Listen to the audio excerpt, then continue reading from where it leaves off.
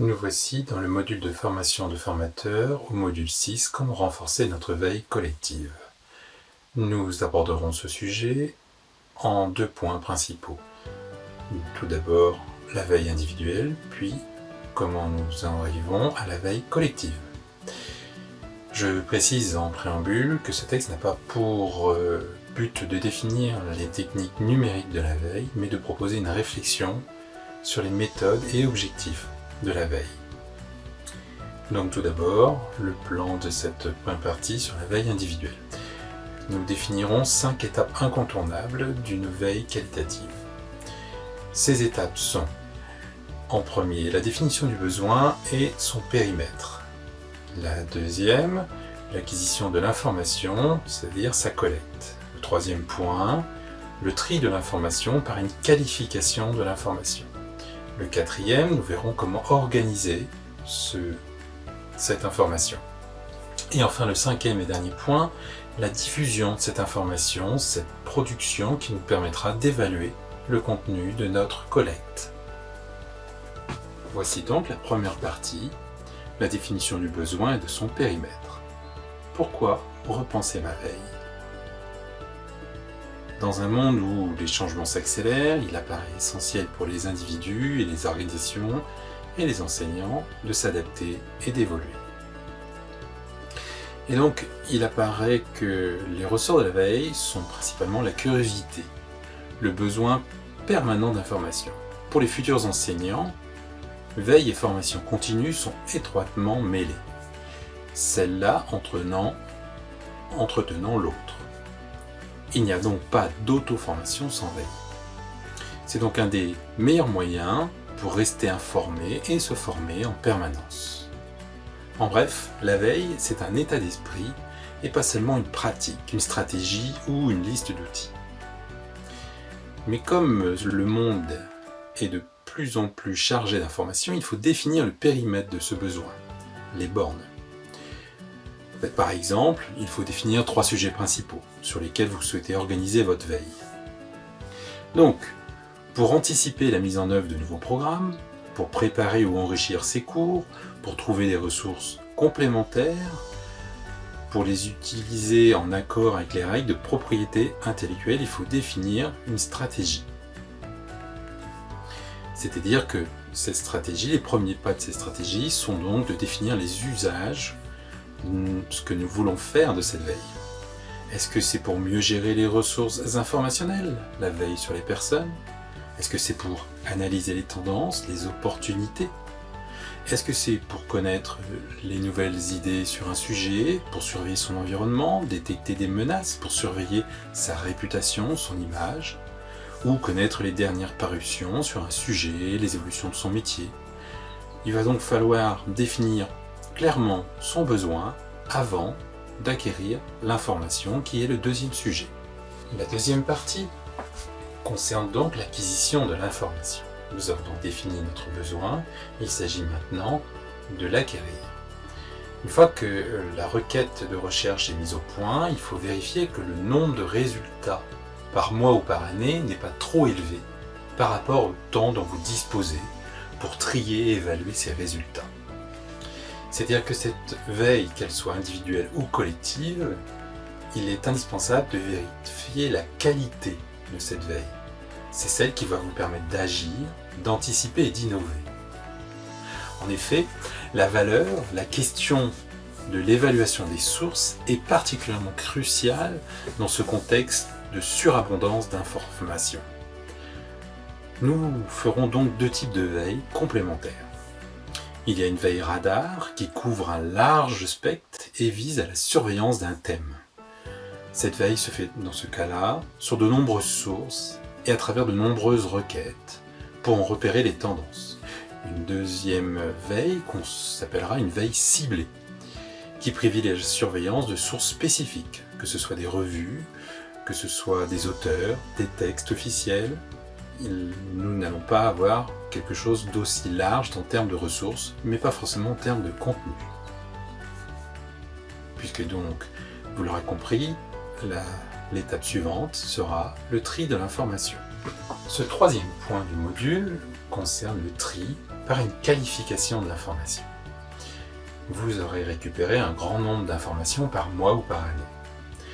Il va bien falloir trier ces informations et donc se créer des dossiers de recherche. Dans l'exemple que je vous propose, nous pourrons choisir 4 axes de veille qui peuvent être une veille juridique, une veille institutionnelle, parce que l'enseignant est un expert qui connaît les informations officielles, une veille scientifique ou didactique, et ou d'ailleurs, parce que l'enseignant est un expert qui connaît sa discipline et sait faire évoluer son expertise didactique. Ça peut être aussi une veille disciplinaire et transversale, car il est aussi un expert en innovation pédagogique, au sein de sa discipline ou même dans des dispositifs transversaux. Dans ce contexte qui est le sien, la variété d'informations peut être grande et il peut être amené à privilégier plusieurs types d'informations, comme donc nous l'avons dit les textes officiels, ou aussi pour se tenir au courant d'activités, de débats qui contribuent à sa professionnalisation, mais aussi de choses plus ciblées, comme des informations plus pointues sur un thème précis dont il est expert lui-même, mais ça peut être aussi pour surveiller des travaux de recherche, toujours dans des thèmes précis, que ce soit en didactique ou en sciences de l'éducation ou autre, mais aussi pour surveiller des travaux d'experts. Donc en fait, en fonction de ces recherches, chacun constituera les dossiers qui lui permettront d'être le plus pertinent dans son domaine. Nous aborderons maintenant l'organisation de l'information. Vous venez d'effectuer le tri de vos informations, vous les avez donc classées par thème dans différents dossiers de recherche. Mais dans la durée, ils peuvent évoluer. La validation de votre organisation est liée à l'utilisation des données récoltées. En fait, avant la publication éventuelle de votre synthèse ou des résultats de votre veille, il faut valider celle-ci par pertinence. C'est-à-dire le critère de pertinence, c'est quelle source j'utilise. Est-ce que je l'utilise pour la construction de mes cours, pour l'écriture d'articles de synthèse, de thèmes de recherche, pour comprendre l'actualité? Est-ce que c'est un critère temporel qui va me permettre de valider ma recherche? C'est-à-dire que la modification de vos dossiers de collecte devra être confrontée à l'évolution des courants d'information. Mais ça peut être aussi lié à l'évolution de vos productions personnelles. Ça peut être aussi un critère fonctionnel. C'est-à-dire que votre organisation doit être suffisamment souple pour s'adapter à l'évolution des flux d'informations. Elle doit donc être aussi rapide. Ne pas trop hésiter quand vous êtes sur un thème pour savoir où le classer, où le ranger. Et en même temps, il ne faut pas créer non plus trop de dossiers, parce que ce nombre de dossiers doit être mémorisable, c'est-à-dire que les fichiers qui sont contenus dans ces dossiers doivent pouvoir vous revenir à l'esprit assez rapidement. L'organisation sera donc fonction de la publication du travail que vous allez effectuer à partir de ces informations. Vous allez donc valider votre organisation par rapport au point suivant, qui est la diffusion ou l'exploitation de votre veille. Nous arrivons dans les derniers points de ce sujet. Ce point 5, la diffusion de l'information de vos productions. La diffusion de votre veille n'est pas une obligation, mais elle va permettre son évaluation. Soit par les commentaires des utilisateurs de votre veille, soit par le choix directement de ce que vous allez publier. Ce que vous ne choisissez de ne jamais publier se révèle peut-être être une collecte inutile. Donc la prise de décision du choix d'une publication et de son utilisation permet une réflexion sur le contenu et la méthode de recherche, en termes de quantité et de fiabilité des sources. C'est donc la publication ou le travail sur votre veille qui va permettre une évaluation de cette veille.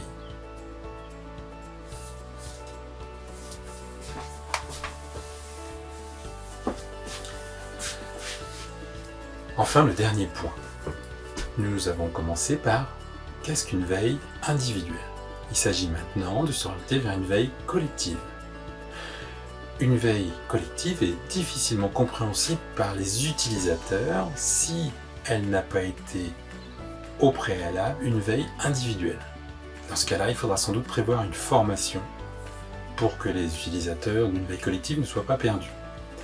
Donc, pour qu'une veille collective soit efficace, il est préférable de prévoir un objectif commun, que ce soit une publication ou une recherche, de s'accorder sur la démarche de veille individuelle que nous avons proposée précédemment.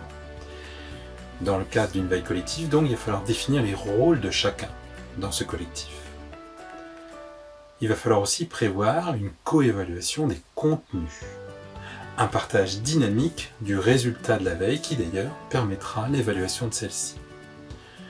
Enfin, pour maintenir une cohésion dans le groupe, il est important de partager des valeurs communes quant à l'utilisation, à la communication ou le partage de cette veille pour éviter certaines tensions. C'est-à-dire qu'il faut ça aussi s'accorder du point de vue technique sur les outils de la veille.